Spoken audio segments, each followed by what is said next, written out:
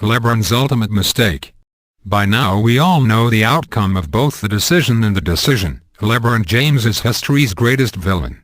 Unless you are a fan of the Miami Heat, or of hour-long narcissistic TV specials, or of playground bullies who gang up to beat on spindly geeks, you were no doubt outraged at James's choice to bolt his hometown Cavaliers to play in Miami with his all-star buddies, Dwayne Wade and Chris Bosh. David Stern was disappointed. Buzz Bissinger accused James of deciding to avoid the path of greatness. Caves owner Dan Gilbert basically called LeBron a selfish coward. Stats guru Nate Silver suggested that James, by tarnishing his brand, may have cost himself $150 million in endorsements.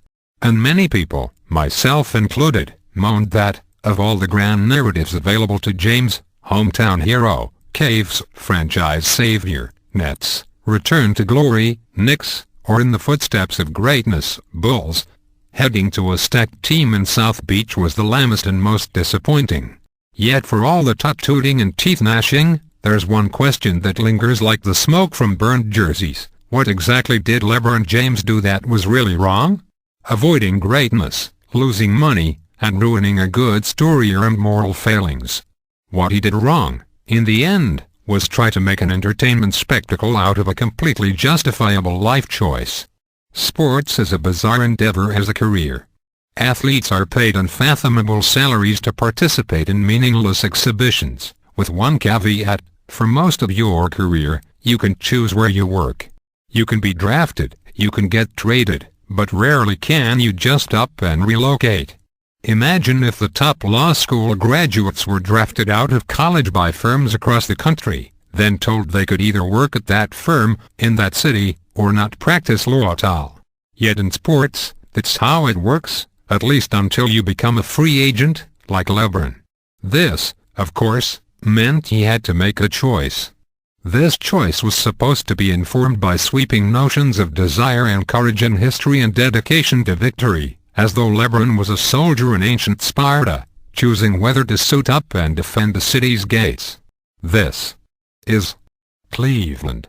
Instead, he chose to go play with his friends. Collusion. Conspiracy. Betrayal.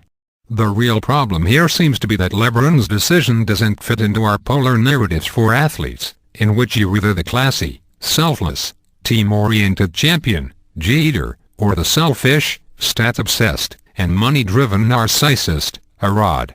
LeBron didn't coldly take the biggest deal, Cleveland, or bolt for the best on-court situation, Chicago arguably.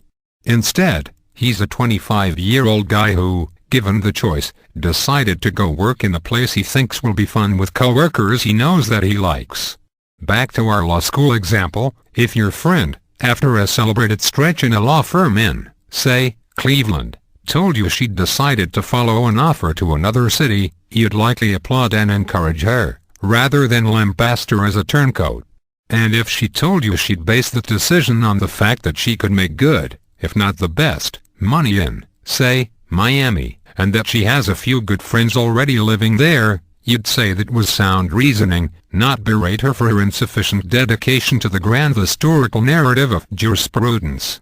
The obvious rejoinder: well, does she hold a one-hour TV special to announce her decision?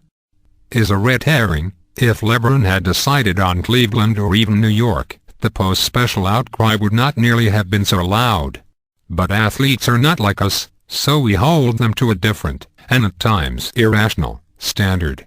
As our own Will Leach pointed out, sports fandom depends on a pact between athletes and fans. We know it means nothing, but we'll pretend it means everything.